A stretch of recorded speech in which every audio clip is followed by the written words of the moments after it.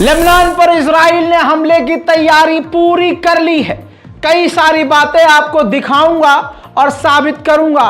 Breaking news है, alert हो जाइए, लेबनान बड़े खतरे में है। फिर बोल रहा हूं, लेबनान बड़े खतरे में है। अब तक का सबसे बड़ा धमकी वाला जुमला इजराइल ने लेबनान को बोल दिया है। जी हां, लेबनान को इजराइल ने बोला है कि अब तक का हम ऐसा हमला करेंगे कि रिकवर कभी जिंदगी में नहीं कर पाओगे।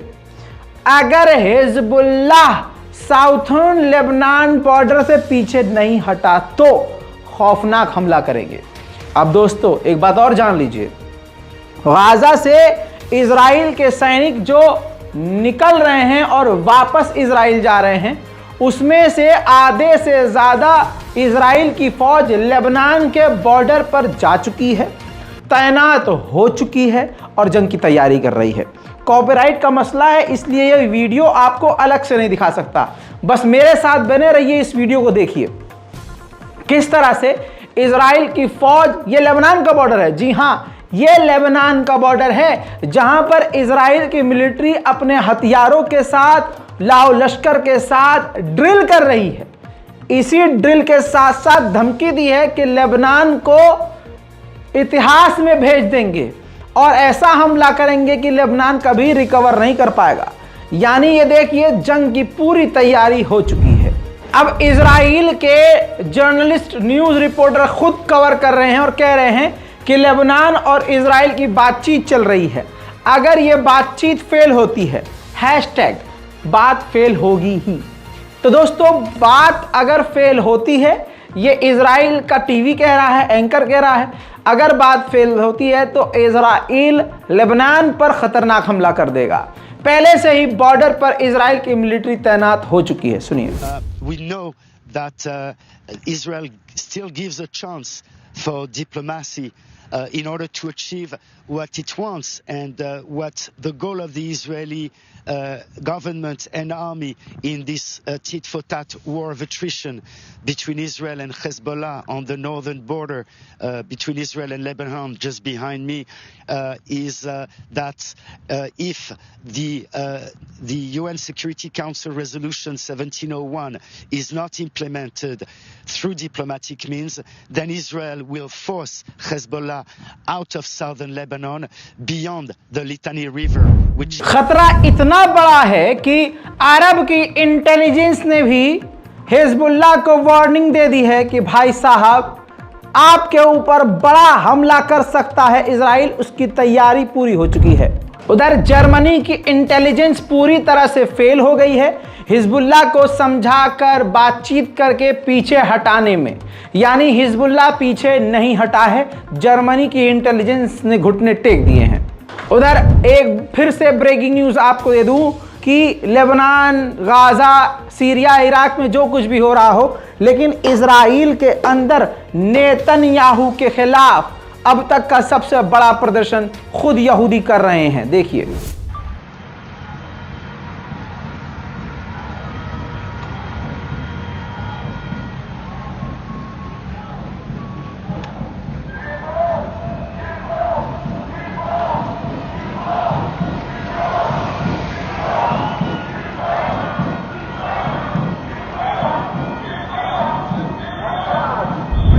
इजराइल का धर्मगुरु रब्बी, उसका एक खास वीडियो आपको इसलिए दिखाने वाला हूं, जो दूसरे समुदाय, भारत के खास मस्जिद के आगे जाकर नाचने वाले समुदाय जो इजराइलियों को अपना मानते हैं, उनके मुंह पर इजराइल के ही मुंह के द्वारा थुकवाना चाहता हूं। यह वीडियो ऐसा है जिससे, अगर मुझे यकीन है, आड़ भक्तों की आंखें नहीं खुलेंगी, क्योंकि नफरत के पेशाब में वो डूबे हुए हैं। लेकिन बता दूं कि इजराइल का धर्मगुरु कह रहा है पूरी दुनिया के लोगों से कि तुम्हें मानना पड़ेगा कि ईश्वर के, परमात्मा के, अल्लाह के, भगवान के हम भेजे हुए इंसानों में से सबसे बेहतरीन इंसान है। तुम्हें तो हमारे पैर की जूती उठाकर सर पर रखना चाहिए, यानी तुम हमारे पैर की जूती हो। यानी अपने आप को सबसे बेहतर, और इस दुनिया पर सिर्फ यहूदियों का हक और जीने का हक सिर्फ यहूदियों का है। ऐसी बातें कहने वाला ये यहूदी धर्मगुरु, सुन लीजिए। Instead of hating the Jewish people, you should love us. You should kiss our feet, you fool. We're the chosen people, not you. You should actually look at the truth and understand that the Jewish people are the greatest gift to mankind. Khan Yunus को Israel ने पूरी तरह से घेर लिया है। खान यूनुस से लोग भी निकल रहे हैं। खान यूनुस के अस्पताल ने साफ साफ कह दिया है कि हमारे यहाँ अस्पताल के अंदर फैसिलिटीज खत्म हो रही हैं, ऑक्सीजन खत्म हो रहे हैं, अस्पताल के अंदर जो मरीज हैं वो मौत के मुंह में जा चुके हैं। अमेरिकी ऑफिशियल, अमेरिकी मंत्री, सीनियर मंत्री नैन्सी पेलोसी ने सूखा नशा करके CNN पर बड़ी बात बोल दी। कह दिया कि ये जो पूरी दुनिया में फिलिस्तीन के समर्थन में रैली निकल रही है, ये पूरी तरह से ऑर्गेनाइज और प्लान्ड है। इसके पीछे रशिया का हाथ हो सकता है। रशिया ये फिलिस्तीन समर्थक रैली ऑर्गेनाइज कर रहा है, इसकी जांच FBI को करनी चाहिए। सुनिए। They're in front of my house all the time, so I have a feeling for what feelings they have, but we have to think about what we're doing, and what we have to do is try to stop the suffering in Gaza. This is women and children, people who don't have a place to go, so let's address that. But for them to call for a ceasefire is Mr. Putin's message. Mr. Putin's message. Make no mistake, this is directly connected to what he would like to see. Same thing with Ukraine. It's about Putin's message. I think some of these protesters are spontaneous and organic and sincere. Some I think are connected to Russia, and I say that having looked at this for a long time now, as you know. उधर Israel के सैनिक का एक और घटिया काम मैं आपको दिखाने वाला हूं। तस्वीरों में देखिए, इजराइल का सैनिक खुद वीडियो बनाकर टिकटॉक पर अपलोड कर रहा है, सोशल मीडिया, इंस्टाग्राम, फेसबुक पर पोस्ट कर रहा है। गाजा के लोगों के घरों को तोड़कर उनके मकानों के सामान को लूटकर सड़क पर फेंक रहा है। वहीं इजराइल के डिफेंस मिनिस्टर ने कहा कि हमास के बड़े बड़े लीडर लग्जरी गाड़ियों में घूम रहे हैं, हवाई जहाज, लग्जरी जहाज़ों में घूम रहे हैं, अपनी डिमांड मनवा रहे हैं, लेकिन ज़मीन पर क्या हो रहा है उनको पता नहीं है। उनके हज़ारों लोग मारे जा चुके हैं, हज़ारों उनके घरों को, लक्ष्यों को हमने तबाह कर दिया है। उनके सैकड़ों लोग घुटने टेक रहे हैं और उनको कुछ पता ही नहीं है। ICJ के बयान पर तुर्की के राष्ट्रपति अब जागे। रजब तैयब एर्दोगान ने कहा कि ICJ के बयान से यह साबित हुआ कि पूरी दुनिया से ऊपर सिर्फ 5 देश हैं जो सीज फायर की मांग नहीं कर रहे हैं, जैसे अमेरिका, फ्रांस, ब्रिटेन, रशिया और चाइना, जो सीज फायर की मांग नहीं कर रहे हैं। हालांकि रशिया ने सीज फायर की मांग की है। जब भारत में आए थे फ्रांस के राष्ट्रपति इमैनुअल मैक्रोन, तो भारत यानी प्रधानमंत्री मोदी और इमैनुअल मैक्रोन ने दोनों ने मिलकर गाजा के लिए, इजराइल के लिए बयान जारी किया था। कहा था कि इजराइल के ऊपर जो आतंकी हमला हुआ है सरासर गलत है। इजराइल को अधिकार है कि वो आतंकवाद का सामना करे, लेकिन गाजा में जो ह्यूमैनिटेरियन एड नहीं पहुंच रही है, मानवता का कत्ल हो रहा है, ज़्यादा से ज़्यादा आम नागरिक मारे जा रहे हैं, इजराइल को अंतर्राष्ट्रीय कानून का पालन करना होगा और हमलों में कमी करनी होगी। उधर जेरूशलम में यहूदियों की कॉन्फ्रेंस थी और टॉपिक था कि गाजा पर कब्जा करना है। तो सेटलर्स के, यहूदियों के सेटलर्स, कब्जा करने वाला पूरा ग्रुप बना हुआ है, जिनका काम यह है कि फिलिस्तीनियों की ज़मीन पर कब्जा करना है। उनके लीडरों ने कहा कि हमें दोबारा से गाजा में जाना होगा, वहां बसना होगा और वहां पर कब्जा करना होगा। मेरे दोस्तों, अंतर्राष्ट्रीय कानून का उल्लंघन हो रहा है। अंतर्राष्ट्रीय कोर्ट ऑफ जस्टिस ने भी जस्टिस नहीं दिया है। जिस तरह से उसने इजराइल को हमला करने के लिए मना नहीं किया और यह नहीं कहा कि हमला ना करो, इससे साफ जाहिर होता है कि अंतर्राष्ट्रीय कोर्ट ऑफ जस्टिस भी नेतन्याहू की जेब में है। अब इजराइल के इस सैनिक को देखिए जो गाजा के एक मकान की हालत दिखा रहा है, बेडरूम से लेकर किचन तक दिखा रहा है, पूरा घर दिखाता है और इस घर को तबाह करने वाले यही इजरायली हैं।